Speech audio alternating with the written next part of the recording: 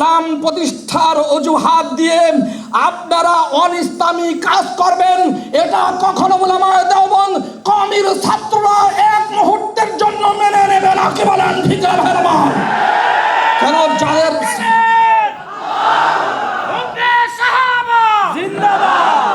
যাদের বিষয় আল্লাহ তাআলা বলেছেন, অনেক তেলাওয়াত হয়েছে, অনেক অনুবাদ হয়েছে, তথ্যভিত্তিক আলোচনা হয়েছে। আল্লাহ তাআলা বলেছেন ওয়া আলজামাহুম কালিমাতাত তাকওয়া, খোদা ভীতির কালিমা আল্লাহ তাআলা তাদের অন্তরের মধ্যে মিশিয়ে দিয়েছেন। হাব্বাবা ইলাইকুমুল ঈমান ওয়া যায়্যানাহু ফি কুলুবিকুম ওয়া কাররাহা ইলাইকুমুল কুফরা ওয়াল ফুসুক ওয়াল ইসয়ান। আল্লাহ তাআলা সাহাবায়ে কেরামের কাছে ঈমানকে প্রিয় করে দিয়েছেন, অন্তরের মধ্যে সুসজ্জিত করে দিয়েছেন। কুফরি শিরকি সব গুনাহ তাদের কাছে অপছন্দ করে দিয়েছেন।